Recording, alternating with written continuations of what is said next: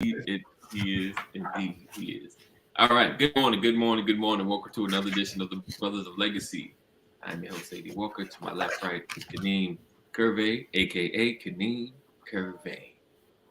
Below me, you got my brother, like no other, Mr. Larry J. Banks, uh, who's in costume, but we're not going to talk about that. And to my diagonal, it's my guest, when we start off, cousin of Legacy right now, my brother Earl T. Murray. It's Financial Tuesday, so we're going to be discussing some tax strategies. And Rob put up some stuff too in the group. I don't know if you've seen it, Earl. So we can dig into some of his questions.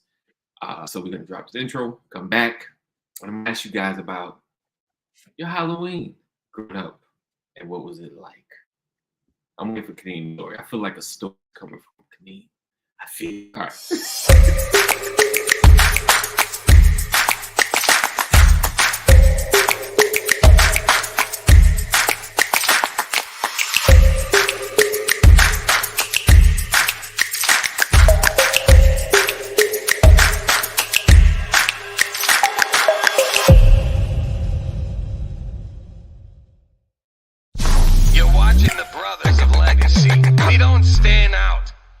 Stand up.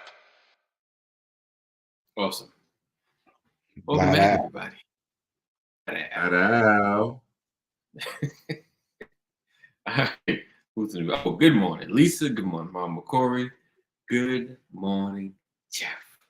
Thank you guys for being here. Good morning. Make sure you share. Sharing is caring. Text LWN to 84576 if you're not part of the text group yet.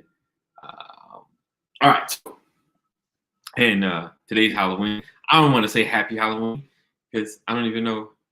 It's just Halloween. It's a day that's recognized as Halloween, the 31st. And I know in church they smooth over it like today's just the 31st. Actually, I got two questions. So what was your life growing up in Halloween, like childhood?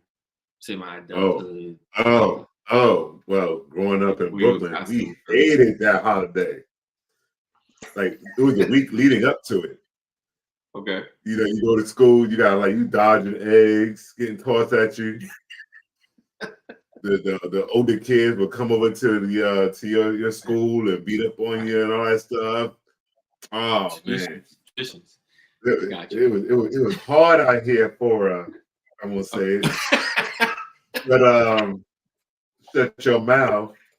But it was a love-hate relationship with the day. My first costume actually was Superman. Remember the plastic mask we used to have? Right. With the breathable plastic in there. Yeah. Yeah, with that sucking in all the day you ripped it, or the string came off, and your mom or teacher had to tape it back on. Right. I was gonna pull over. It was just no doubt. Yeah. But once I found out that I remember my boy Lester. We saw these kids wearing these weird looking masks coming to our playground. He went to go talk to them. He came in crying because they egged him. They threw a bunch of eggs right in his face. I'm like, dude, you should have came back in the cafeteria like the rest of us did. You seen we didn't know who they were. You seen everybody making a beeline to the cafeteria. We all beeline. So, time to go. All right, time to go. Roll out. Yep. Here it come. I would back you up. I'm gonna go holler at him.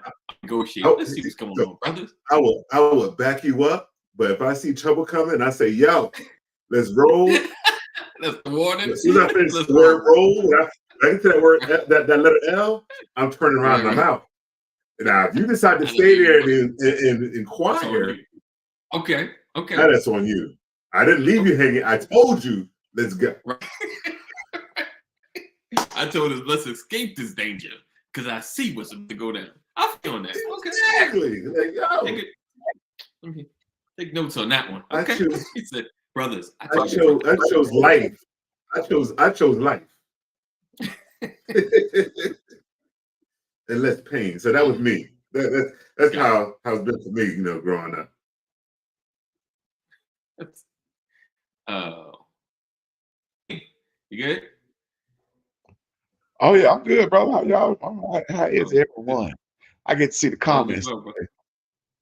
Oh, you said you get to see the comments of the. Yeah, I really don't see the comments, so I get to see the comments. There. Right. He said, But he said, if you hear "let's go," so that means your backup done backed up. Right. Jeffrey said that math made your face sweat. yes, All right, yeah. Earl, what was your Halloween night like growing up? What was some of the things? Or did you have anything? Oh yeah, so Halloween? you know, as Larry talked about growing up in Brooklyn, we had the same stuff in Baltimore. Okay. The same nonsense. You know, I was there for the candy, you know, as a kid. Right. And then just having to I had one year when I had my bag stolen. Oh, Yeah, it was terrible. Yeah, it was terrible, man. So I had to go back out there and try to get some more. I know that was hard work. I got to get out there. You had to get back out there. So in Baltimore, did you have to do this? So we, you know, then I talk about my project heritage. So we didn't go trick or treating to people's houses. We went trick or treating to all the bodegas. You walk into the little corner stores. You go from corner store to corner store with your bag and say, trick or treat. I never. Someone eat. Give me something good to eat. If you don't, I don't care. I'm not going to finish the rest. Please don't. Please don't. Okay. That was childhood. That was childhood, guys. Never bodega trick or treated.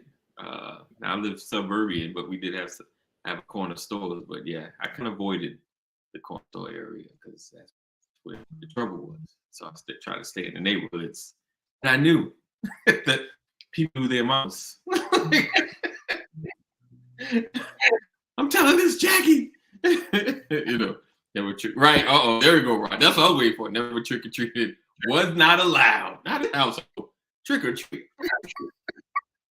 I'll give you a trick or treat. I'll give you a trick for your treat. Kaneem, did you? I know. Man, I was terrible, man. I was. You the egg thrower. You the egg thrower. Yeah, we was terrible. We did the egg, but what was so bad about it, we would actually knock on your door and wait for you to open the door. And you have about 4 or 5 dudes just eggs all in your house. Just yeah. It was terrible, man. It was terrible. See? We catch you coming out the like we would hide behind the mailbox and wait for folks to go get their mail and just tam up eggs. We was horrible, man. I knew it was gonna come out. That's why Kadeem was quiet. He was like, "Oh man, I must have been the one that egged Larry's friend." You know? we had slingshots, and we was bad. We was bad. We just got chased down many days for Halloween. Imagine I ain't get my tail beat so many days. But karma is something else. She never forgets. Were the kids waiting for you while you was going to the mailbox? Oh no. All this happened during my later years. It all come back to you. We leave it there.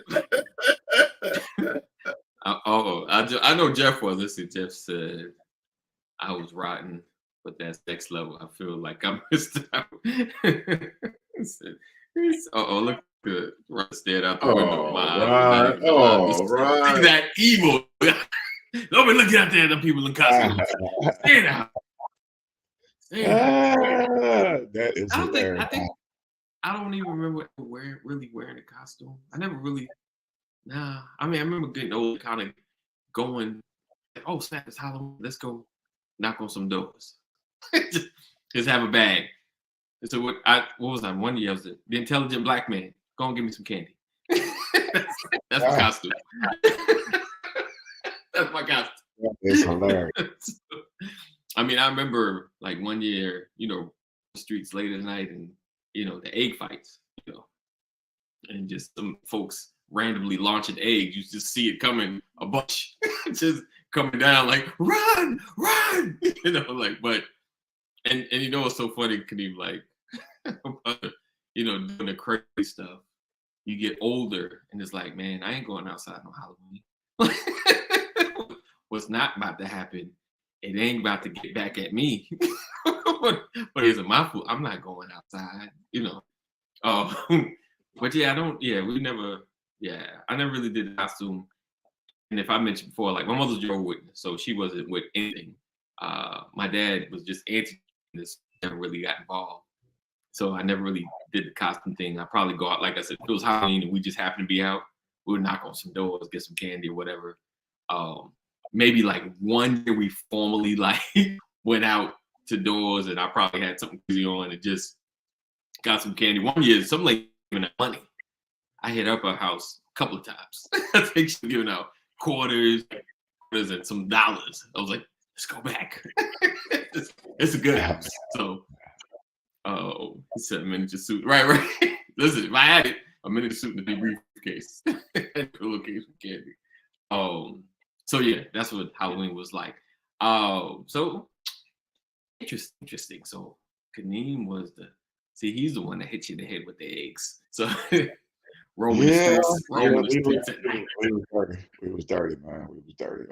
I look back. I'm glad my kids ain't never had that type of I guess environment or peer pressure, or whatever you want to call it. I'm glad they did, because we actually planned for the deviousness.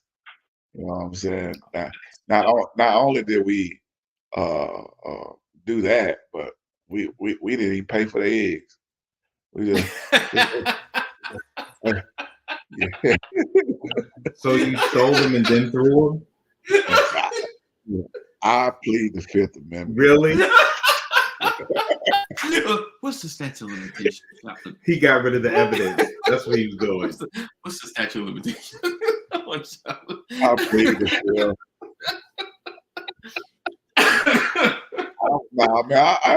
I was terrible, man.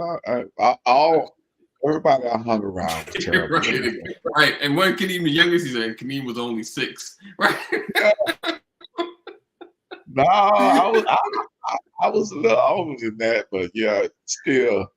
I might have been like 12, probably about 12, 13, something like that. But yeah, man, let me say this. I regret all my actions. Okay. Okay. Really? I regret all my actions. I got you.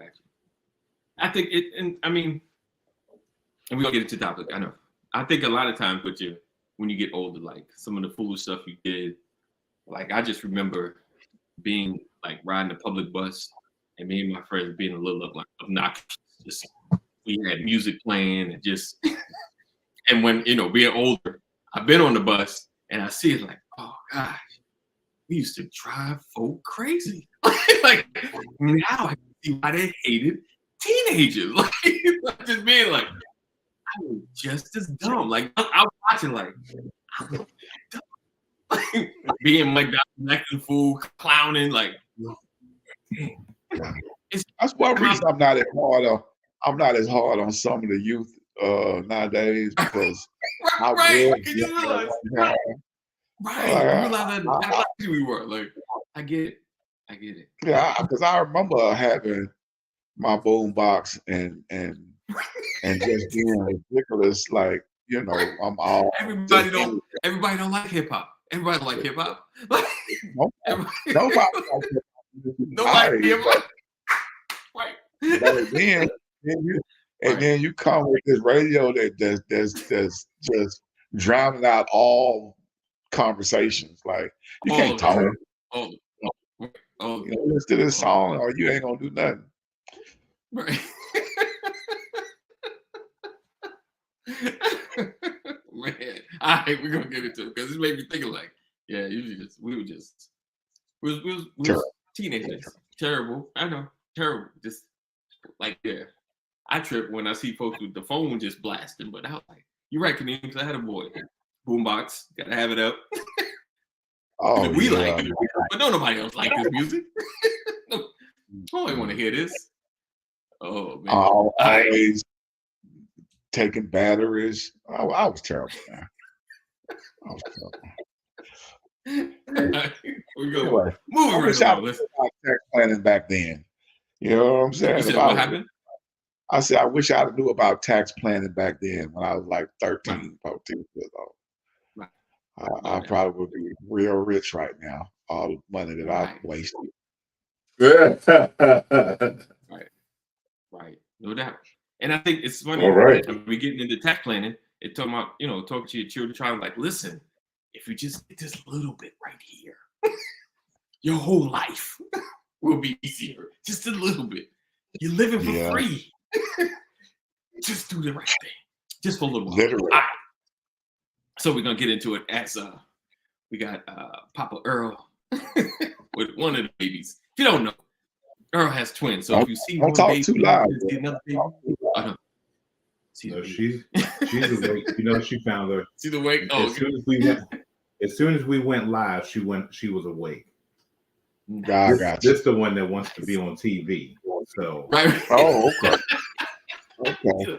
Oh, it's time. It's time. he's like, oh, it's time. Oh, Right. Let me start making some noise. Yes, sir. So we getting we talk about leaving money on the table, tax planning and tax strategies as we, of course, rolling into the tax season, the close of the end of the year, and going into January, as when things heat up for taxes. So I have my brother Earl T. Murray. We're going to talk probably for the next couple of weeks variously about taxes and financial planning. So today we're discussing some strategies related to taxes and the importance and some of the misconceptions, that we may have, or the things that we don't consider relevant, like overlooked tax deductions and things of that nature. So without further ado, I'm going to go to my brother Earl. And I want you to, if you start off with some of the overlooked tax deductions, some of the simple stuff that we should be looking for. All right? Yeah. Mr. Well, Earl. let me kind of before I jump into that, let me give some background to a couple of things. I wanted to start to say that tax preparation and tax planning, they're not the same. Ooh. And so I started with that because Okay. when people will go to their tax preparer every February, March, or April to get their taxes done, you're always looking for how to be able to bring the bill down. But the reality is that what's done is done because the year has already closed. Right. Okay. So Okay. One thing that you're really trying to do is to have some type of damage control based upon what you did in the previous year. What tax planning allows you to do is to take a proactive approach to be able to see what you need to do in your personal finances or in your business finances to help bring so that you pay your fair share of what you will pay in taxes, nothing more, nothing less. Right. But everyone, tax planning is going to be different because we all have different lives. We're at different stages of business. We're at different stages of life. You see someone like myself, I'm new to parenthood, and you may have someone like Larry who has college age children. And so your financial planning is shut up. See more gray. There's more gray. See all that gray? Right. You can tell the So, I mean, you got the gray to prove it. So, my beard is still black. Right. Earl digging at everybody that's older than him. All right, Earl. So Okay. yeah. Well, all different stages of life, business, and some people they may be taking care of health, of parents or other folks, family members, you name it. And so your tax planning or that process may seem will be different for you. Which you want to tell the people? Okay. She wanted to let y'all know that she's now a new dependent for her parents. Right. Hopefully that'll help. But yeah, so really looking into what that is. So as you look into let's in terms of what you in terms of like a deduction, and I'm going to speak from a business owner's standpoint.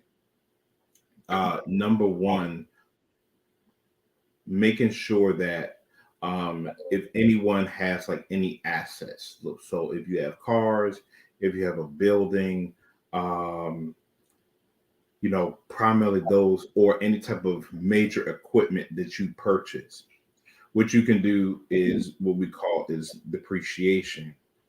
And what depreciation allows you to be able to do is to purchase this asset one time, but we know that you're going to use it over several years. And I could take that cost and spread it across X number of years, depending on what the asset is. Now, why is that important? Because some years you may have a substantial gain, and there's some years where you may have a loss.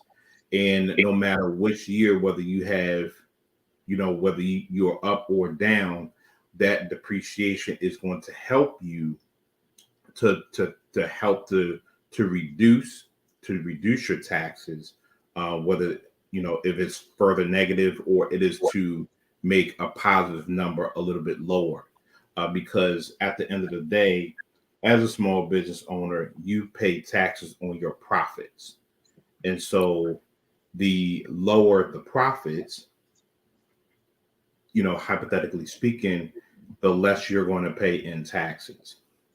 Down the road, if you ever needed to go and like look at financing or something like that, because depreciation, we know that is something that is done over time. It is not a cash in, cash out expense. It is one thing that usually some lenders, they don't look at. In terms, or they exclude it to look at in terms of your ability to be able to pay back on a loan for whatever you needed to be able to get. Gotcha. That same concept, whether it's equipment, it works with vehicles, buildings. So even if you may not have a business, but you own rental property, same concept works there. I got a question. Yeah. So we talk about like business owners, seem to have the most, at least it appears, and correct me if I'm wrong, navigation when it comes to taxes, because they're directly involved with, filing tax for profit or using that profit to buy stuff and writing that stuff off, so they got somewhat leeway. Yeah. So there's been a growing notion of starting a business for the purposes of trying to save money on taxes. Is that a good idea? It depends. And I'm a W-2 employee. So for some people, starting a business, it does allow them to do those things. For some people, it may be investing into the stock market. For some people, it may be investing in real estate. It could be a number of things. Do you really have the time and energy to go in? Do you have the time to really manage a business if you're working a full-time job? Right. You may or you may not. For some people, let's say if you don't have the time, but you do want to start a business, if you're able to find something where you can bring some employees on where they can be able to do that work so you don't have to do it yourself, then that's one thing that could work to your advantage. So let's just say I've heard quite a few people that have done this. They work full time, but let's say I want to open like a laundromat. Right. And so a laundromat pretty much runs itself. You know, you get your quarters, you may have your wash and fold, you have Right. somebody in a booth, but you know, now they take credit cards or you can just put the money into the machine and you're able to get it. So those are ways that, and just giving a strategy in terms of, yes, you can start a business, make money, help reduce taxes, help bring profits in, and then you get the benefit of having someone to work doing that work for you when you don't have to do it yourself. Gotcha. I mean, so basically, you're saying be legit and have a legitness as opposed to just trying to have some, just try get an LLC, just trying to for tax purposes. Not really. I'm not trying to make money with a business. I'm just trying to get the benefits of write things off as a business. You know what I'm saying? Just run. Yeah, just run it legitimately that you are intentionally trying to make money. Okay. Right. Okay. So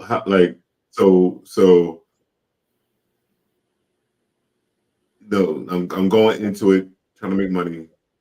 Like there's a time limit of how many times you can report a loss, right? Is it a certain number? Yep. I think we talked about this before. Three of the last 5 years. Okay. And so what happens that, let's say if you claim that loss, they could potentially the IRS could potentially come back and say, hey, number one, is this business intentionally used for you to make for you to sustain yourself? Okay. Yes or no. If it is, then if you have a loss, you have a loss. But if not, they're going to consider what they call as hobby, the hobby laws. That this is not a business, it's really a hobby. And so a hobby law consists that you can only write off only to the amount in which you claim as your revenue. So if your revenue was $15,000, then you can only write off up to $15,000. But if you spent 20, you don't get the benefit of reducing your taxable income by the $5,000 difference. Gotcha. Okay. Yeah, because like what I see is, I'm comparing what I'm bringing in to what I'm throwing out, and just in the affordable business alone, the technology changes. So the technology that I had last year isn't what people are asking for next year. And in order to really stay on top of the game, you gotta keep buying new gear. And then all of a sudden it's like, crap, I'm doing another loss. That's not what I want. And I'm looking at like, crap, I just got another thing. And I'm looking at my expense. I'm tracking every single expense. And I'm looking at what I shut out.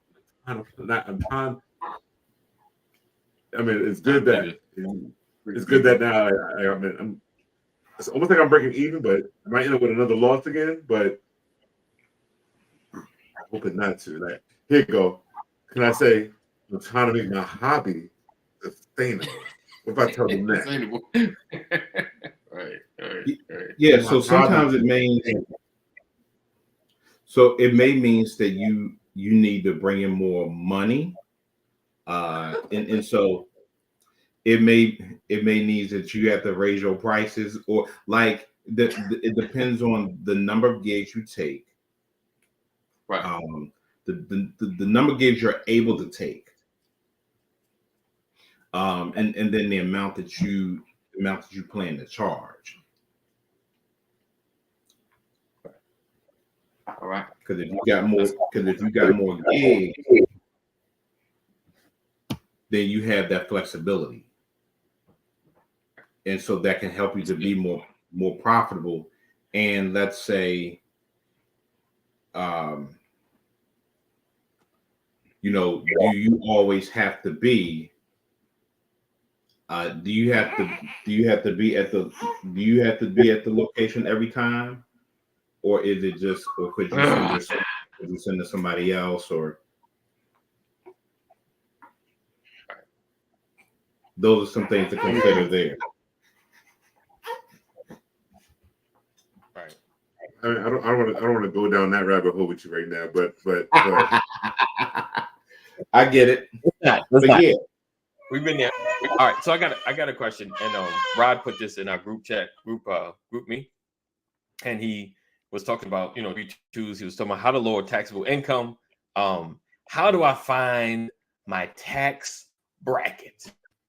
And if you ever worked at a W-2 job, and I think all of us have had maybe at one point, like you get a raise or you do overtime and you get over that threshold where the overtime gets eaten more in taxes because it seems like you stepped into another level or something, and you're like, where's my money at? Where the rest of my money? How to get all of it? So how can we figure out our tax bracket as even as a business, so where you're at, like, okay, boom, I need to shell out this, put some money in charity because I'm right at the top, right next to, I'm at that 99.99, like, how do I not go over? So I'm paying an extra 5% on my. Sure. So your tax bracket is going to be based upon your marital status. And so if you're single, if whether you're single, you're head of household, or if you are married filing jointly. If you file your taxes separately from your spouse, then it's the same filing. The same tax bracket is based upon your if you were single, right? But generally speaking, in most scenarios, married filing jointly provides you with the most tax advantages. Okay. You're filing together. The income bracket is a little bit is a lot wider in terms of the income ranges. But it's going to be based upon your taxable income. So everyone gets, so when you file your taxes, depending on your filing status, you determine whether you are whether you take the standard deduction or whether you itemize. Okay. Most people, about 70-80% of Americans, they use the standard deduction. So whatever the IRS deems for that year based upon your marital status or filing status, that's what you get. If you can itemize, and most people who itemize are people who own a home, who give money away to charity. You may have a rental property or a second home, or you have high medical expenses. So those are some of the main ways in terms of trying to bring that taxable income down. You can be able to find that tax bracket. You can do like a quick Google search based upon IRS tax brackets for 2022 or 2023 because they change every year. Right. But it says so. Jeff says, so my income is significantly higher than Tim's. We are filing jointly. Is she being penalized tax liability wise because our income is pooled together? Is she being penalized for pooling the money together, or should they be separate? She'll make more. No, it's actually working. It's working to you guys collectively together because it helps for you guys to stay within the tax bracket by you being married. Versus if you guys file separately, you guys would be in two different tax brackets. But it's kind of like to balance it out a little bit. Right. Even if he owe and she get, it's still like still the same. We in the same boat together, but it's better if you do it together so it reduces liabilities. So Yeah. what's the myths? What's the myths? Right. About what you can claim as a Ooh. deduction. Right. Everybody be like, "Oh, uniform." The biggest one is You can- uniform. What you wearing to Right. work? What you wearing to work? That's deductible. It's wilder than I bought for work. Oh, my Yeah. office. My I got an office in my house. Like face. right. Right. Dedicated. You know what I'm saying? I can deduct So that. My mortgage. So I can tell you where it's a myth, and then I can tell you where it is, where it becomes legit. So let's say if this is just like a regular polo shirt here, I could not write that off as a uniform. However, by me putting my company's logo on the shirt, this now becomes a company. This is now a uniform. Okay. And so when I'm going, so I could really go and purchase all the shirts that I want to, and it's a uniform, or I can make it an advertising and marketing expense, because that's what I'm using it for. Right. And So that's what legitimizes something that would traditionally not be a legitimate expense. So my paparazzi photo booth T-shirts and hoodies that we wear to the gig. Right. That's legit. If you would help me out wearing a gig, I can be like, right. Yeah. That's a legitimate. Yeah, and in fact, I would go and get more of the shirts when you're not doing the gigs to promote your business. So yeah, like I have company hoodies. And so not only is the hoodie, but the production of the hoodie as well. So like I bought the hoodie from, like Foreman Mills or one of those type of shirt places there. I bought it from there, and then the cost for the girl to do the silk screen on the sweatshirt, that's the deduction as well, because it's all advertising and marketing. This the print. They do embroidery. Right. Okay. All right. What else? Same example, like let's say you have a home office. Like, you don't necessarily need a home office. You just need a space that is exclusively for your business. So I don't care if it's your dining room table. If it's your dining room table that you exclusively use for business, then whatever the square footage of that space is, then you can be able to write that off in terms of, whatever your expenses will be. Now, you may not want to go that. You may want to have some dedicated space for your home office. So like right in here, I have a home office, and so I can, whatever the square footage of this, I can take whatever that percentage is of my home and be able to deduct all of the rent and the utilities that's associated with the home as a business expense. So wait up. So I built this wall right here. Okay. Right? Okay. So I made my own office. It was dedicated. I was telling ED, I got the in-wall speakers. I put a sound system in here. We got the screens mounted on the wall. This is office. This is legit office. Like, boom. Mm-hmm. The square footage is 4 by 6. 4 this way, 6 that way. I like I said, I made it right. So we got the space. So now you're setting the rent and utilities too, because I put electrical and all this stuff. So I'm renting this space for my wife. So she has to give me a number that she's charging me for this space. And then that'll be the rent for the space. Does that work? So whatever you paying in rent, that's a deductible expense. Right. That makes sense. Hey, I want to shift gears a little bit.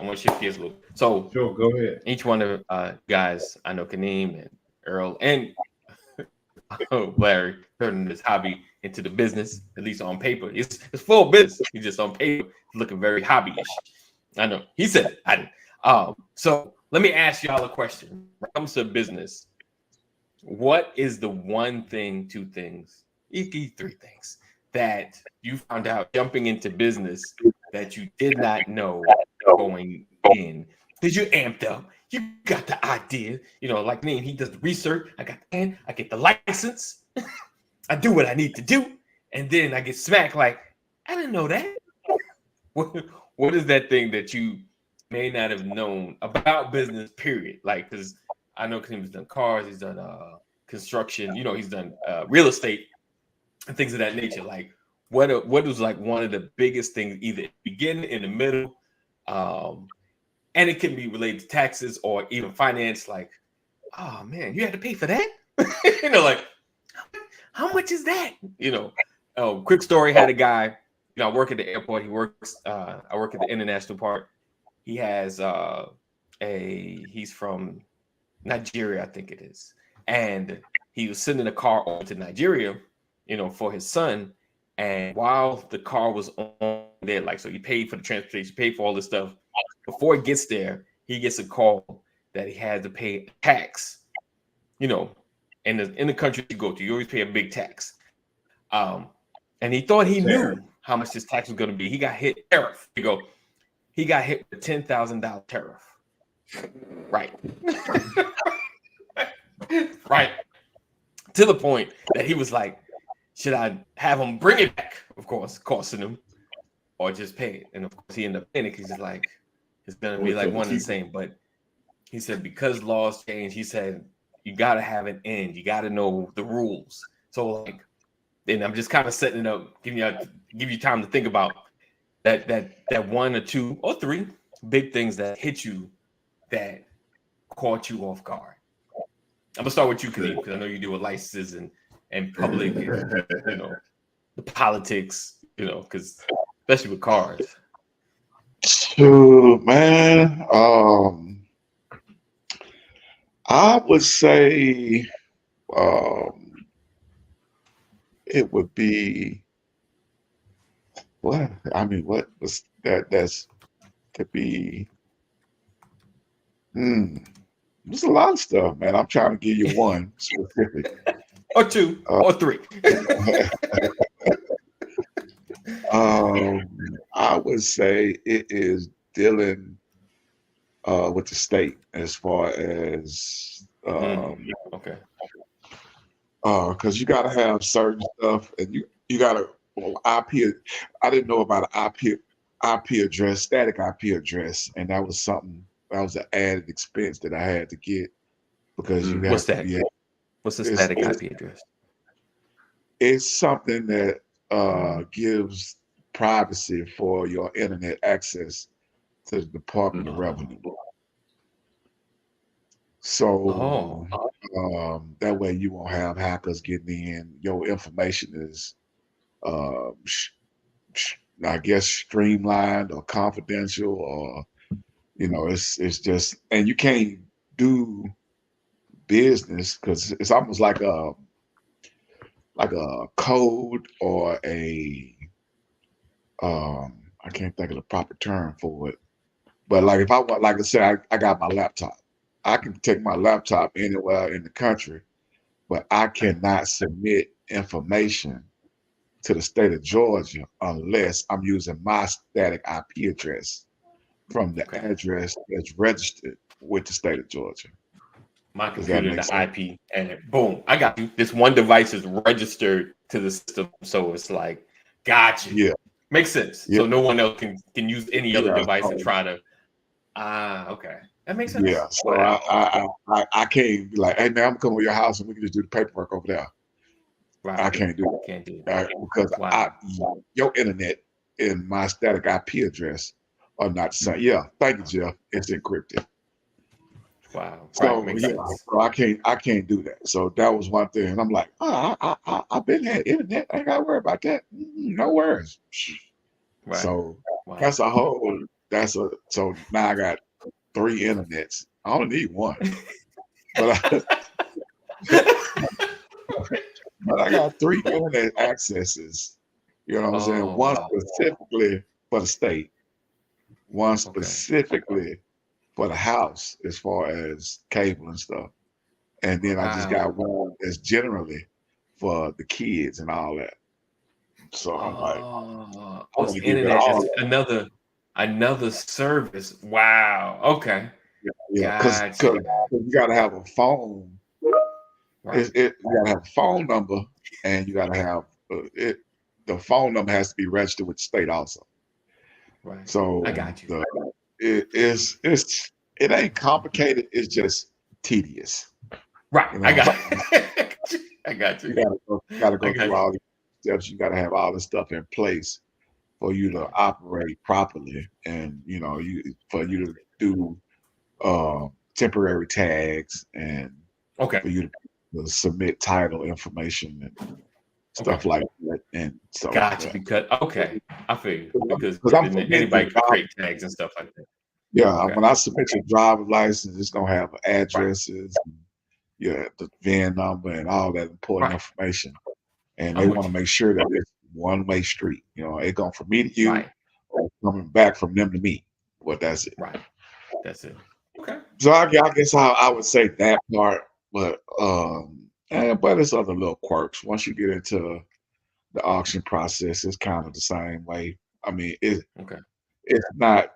You can do that. You can do that from anywhere as far as Right. purchasing vehicles. Canada, Mexico, United States, stuff like that. But when you're doing Gotcha. imports from Canada, it's because, believe it or not, Mexico don't really have a vehicle. Don't get me wrong. They have manufacturers of American-made vehicles are in Mexico, but Right. there's not a Mexican Mexican vehicle. I got you. uh, made vehicle. Like when I you think got about Japan, you think about right. Korea, South Right. Korea, not North Korea. Right. When you think about them, you think about the Kia, you think about the Nissan, you think about uh, they See have there, donkeys. Jeff. See there, Jeff. I left all that alone, Jeff. I left it all alone, Jeff. Don't get blocked, Jeff. Don't get blocked. Okay. A lot of the like GMC, Right. Stellantis, all the major, they have manufacturing plants in Mexico. They Right. still, Right. I got you saying. But there's yeah, no Mexican vehicle like the some people in same thing Mexico. with Canada too. But yeah. So Okay. there's not a Okay. whole lot of countries that manufacture their own make and model of vehicles. So Okay. So the IP. Interesting. All right. static IP. Static. Sorry, my bad. I'm saying it right. Static. Yeah. Earl, what about you? What'd you get gut on? Was there like something that you a guy I've been to school, I done seen this thing, I got this Yeah. thing mapped out, and then something smack you in the face like, where did that come from? When did that start? I would look at the ongoing cost of look at the ongoing cost of marketing, the ongoing cost of what it takes to kind of to build your brand. Okay. That it just takes time, energy, being in the right place. The cost of not having the right client. Okay. Because like you may not serve them well, Right. or they may not just be a good fit for your company, and then it's what we refer to as a PITA client, PITA, pain in the you know what,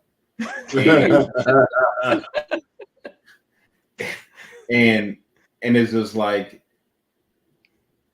I know that you need to be somebody else's client where they can Right. be able to handhold you.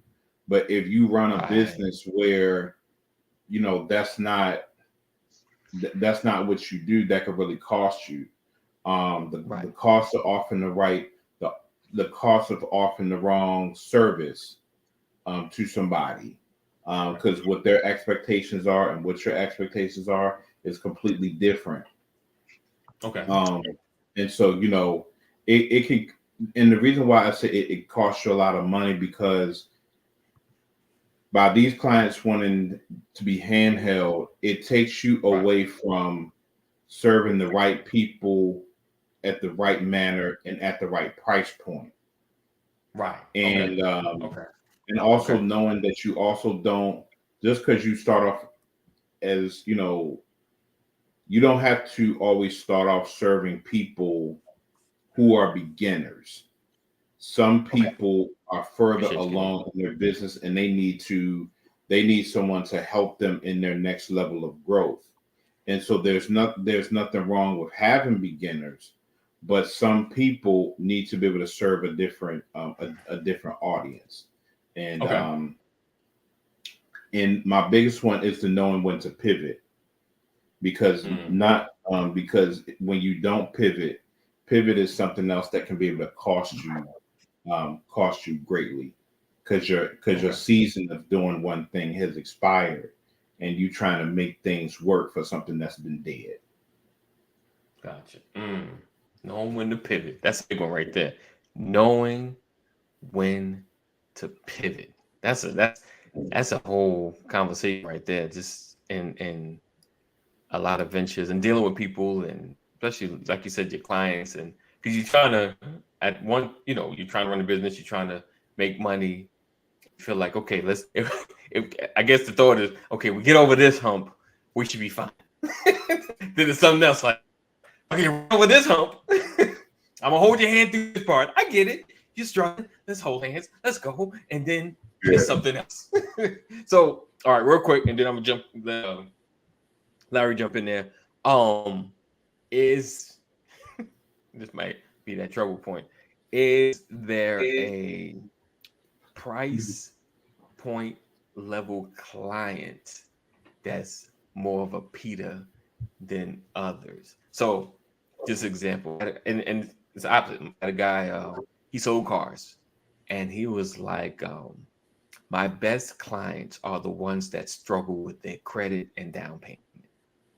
He said, once I get them over the hump and get them a car, he said they're the most grateful. He said they're the best clients. He said the ones that come in cash, great credit, down payment, no problems, and my biggest pain because they want so much. Like, they're coming in with all this stuff. They just want so much. But the ones that struggle to just get the car, problem. So who is there a level of people that you have your biggest pain with? Oh, Or or man. they said, or just doesn't matter? No. It matters. And something I learned going in. It's the ones that want we don't, could you, lower your price a little bit or do this. And like, all right, we'll cut coins. I'll remove this. And then you get there, they want the moon and back. And I'm like, really? Oh, you want me to stay longer too? Really? Oh, you want all the props too? Really? Like, okay now. You asked for a favor. You gonna do me like this? But the ones that just, hey, what's the Hey, price? right, I don't right, care.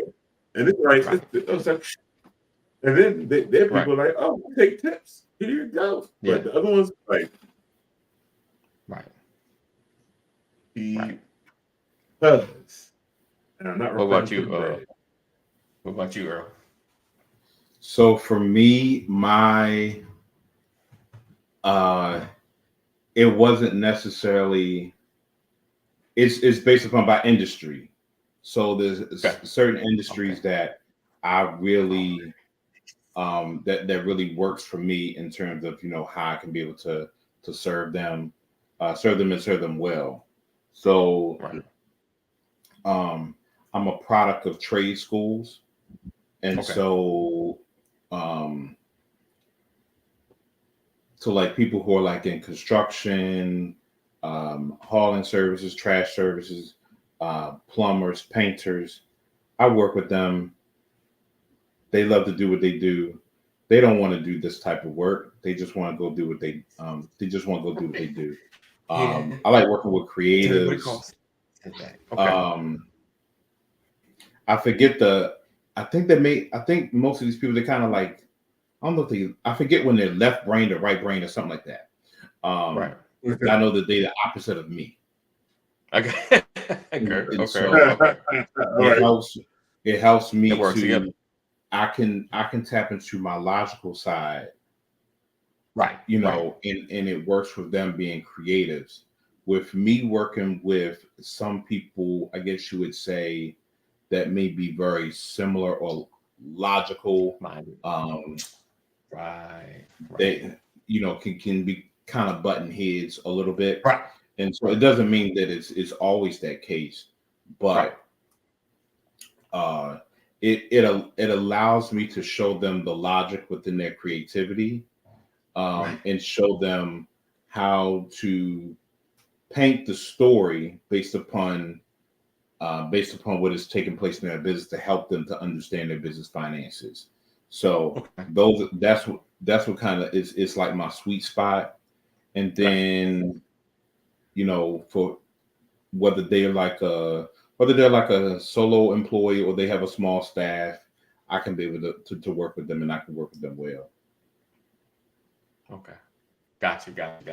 So the ones that are more like, man, I got this mess.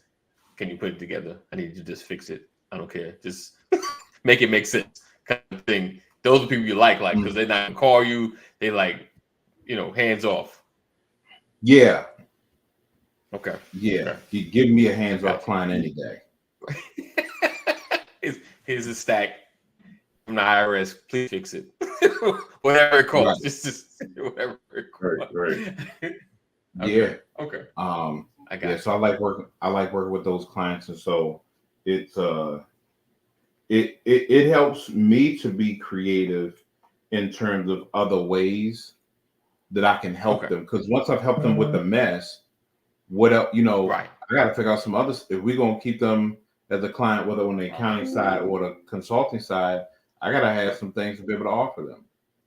Right. Because they're ready. Okay. Because they're ready. Makes sense. Nice. Okay, so you, Larry, you didn't answer the one question, the one thing, two things, three things that gut checked you when you started. Could you do the main thing? I know you do the photo booth. Like, what was the one thing that caught you off guard that you was like, I didn't see this one coming? It's 3 letters. Three letters. B A. Doing business as how relevant and important that is. Where from you have to have that to be on your insurance. You need that. So when you open up a bank account, and when you register in in my area where you register to be a vendor for the public school system, right? You have your DBA everything has to match up. A word if you have the name of your business one way, because I think I evolved from paparazzi photo booth services to just paparazzi photo booths. One of the things said services. And it was offered. And one time I sent the declaration page for my insurance to the school. And it was like, we don't see the name on there. We see your name. We don't see the other name. So it's going to bed. I'm like, okay. So I'm right here scrambling.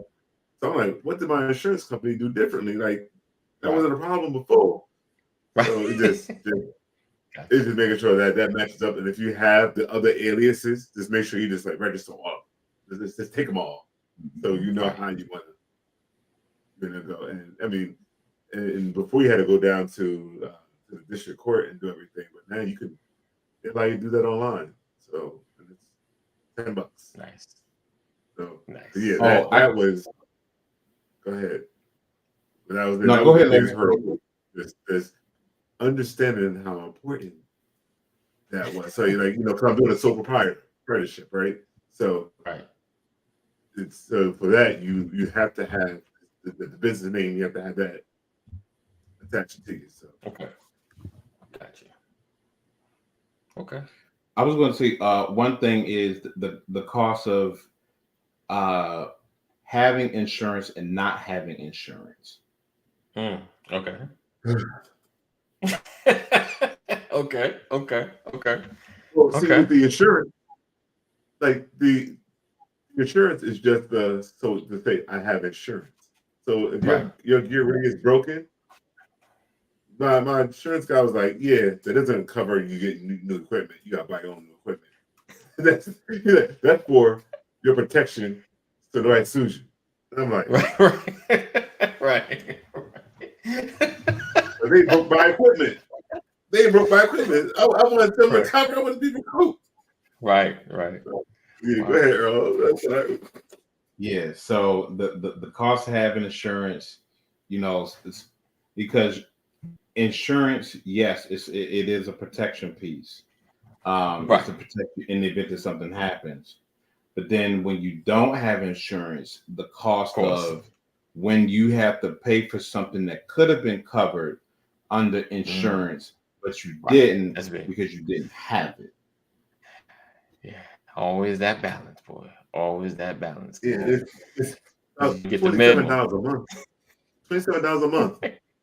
Or two, I think it was $1 million, $2 million policy, whatever I was required to have. But that's to cover. Yeah, that's to make sure your people's is good. You want that straight. You definitely agree with like. That's you gotta get a separate policy, brother. You gotta get a separate policy. Call whoever, State Farm, somebody. Hey, I need my stuff covered. They got a policy for you. Yeah, right. They got a policy. And just for all the watching, if pretty much there is an insurance product for just about everything. Whatever it's either under equipment, it's under something like how do I protect myself? Okay, you want that? They'll underwrite you. They'll see what it is, check your credit, however their process. But there is an insurance policy for a lot of things. Yeah. I didn't have wages covered. Right.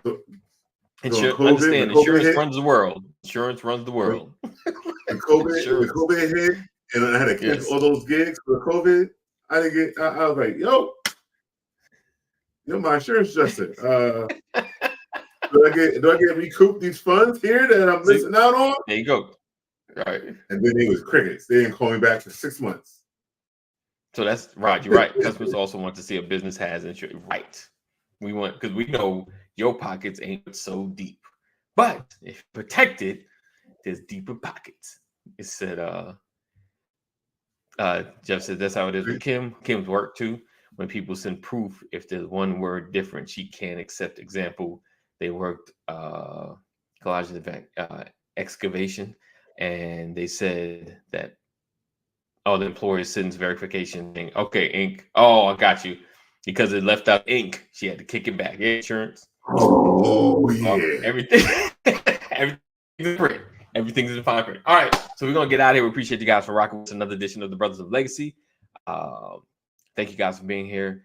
Thank you, Earl, for hanging out with us and dropping some knowledge on us.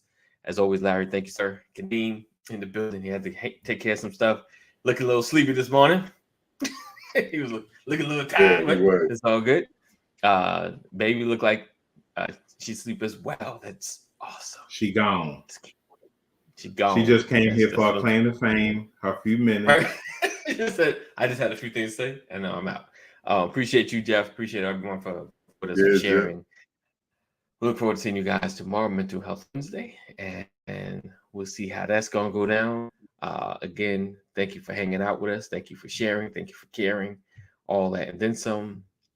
Always know that. Well, first 988. If you or someone you love is having a mental health crisis, make sure you dial 988. Know that we love you. Jesus loves you better. Have a great Halloween, I guess. Be safe out there.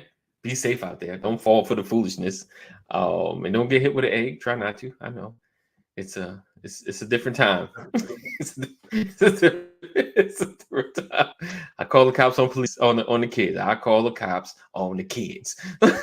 Don't mess up my property. Don't mess up my property. All right. We'll see you guys. Peace out. Oh, love you. Jesus loves you better. Stay safe. Peace out.